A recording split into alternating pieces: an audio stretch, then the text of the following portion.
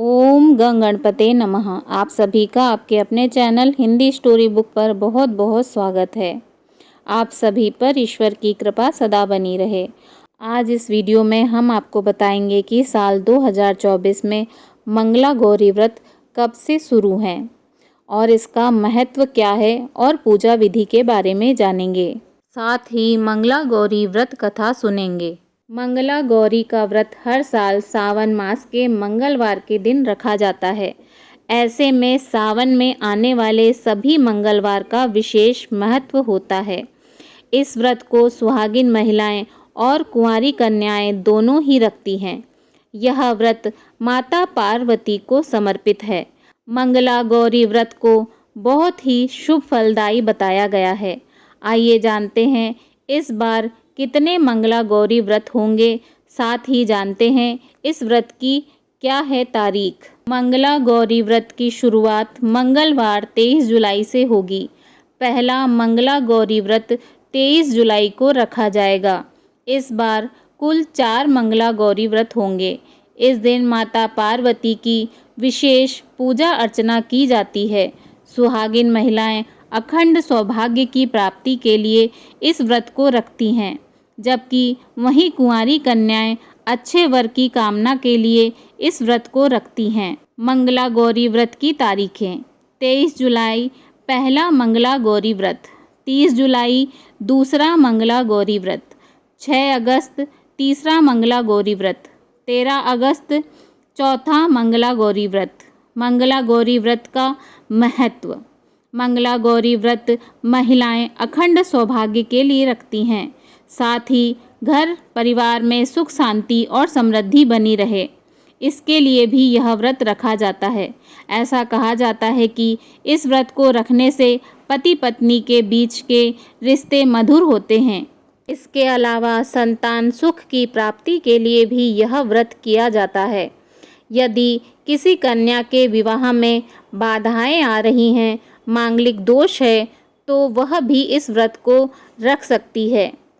मंगला गौरी व्रत विधि: मंगला गौरी व्रत के दिन सुबह जल्दी उठकर स्नान आदि से निवृत्त होकर स्वच्छ वस्त्र धारण करें।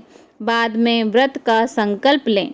इसके बाद भगवान शिव जी के मंदिर में जाकर शिवलिंग पर जल चढ़ाएं और माता गौरी के सामने घी का दीपक जलाकर रखें। इसके बाद पति और पत्नी दोनों को मिलकर भगवान शिव जी को पहले वस्त्र अर्पित करना चाहिए। इसके बाद माता गौरी को श्रृंगार का सामान चढ़ाएं। इस बात का ध्यान रखें कि माता पार्वती को 16 श्रृंगार का पूरा सामान अर्पित करें। साथ में अक्षत, फूल, फल और मिठाई का भोग लगाएं।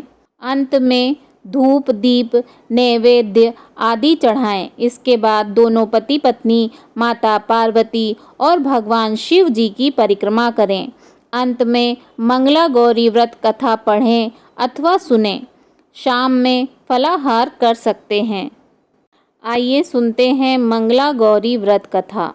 ओम सर्वमंगल मांगल्ये शिवे सर्वार्थ साधिके शरण्ये त्र्यंबके गौरी नारायणी नमोस्तुते। एक समय की बात है, एक शहर में धर्मपाल नाम का एक व्यापारी रहता था। उसकी पत्नी काफ़ी खूबसूरत थी और उसके पास काफ़ी संपत्ति थी, लेकिन कोई संतान न होने के कारण वे दोनों अत्यंत दुखी रहा करते थे। ईश्वर की कृपा से उनको एक पुत्र की प्राप्ति हुई, लेकिन वह अल्प आयु था।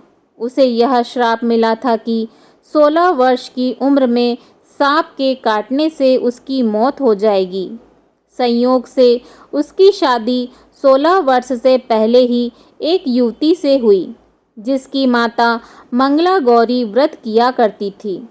परिणाम स्वरूप उसने अपनी पुत्री के लिए एक ऐसे सुखी जीवन का आशीर्वाद प्राप्त किया था, जिसके कारण वह कभी विधवा नहीं हो सकती थी। इस वजह से धर्मपाल के पुत्र ने 100 साल की लंबी आयु प्राप्त की। इस कारण से सभी नवविवाहित महिलाएं इस पूजा को करती हैं।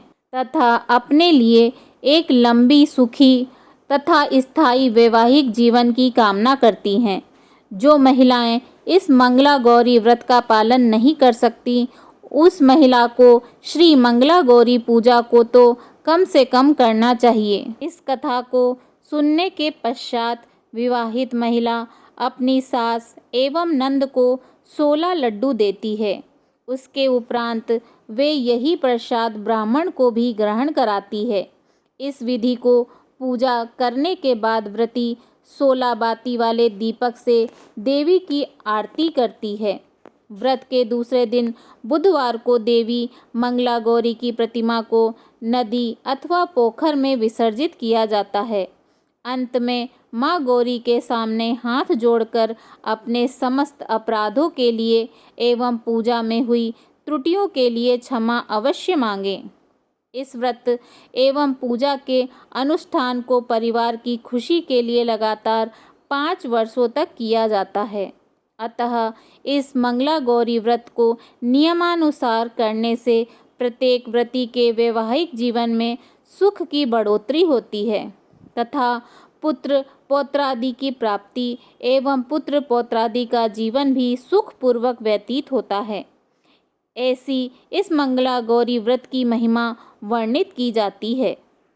बोलिए माता पार्वती की जय।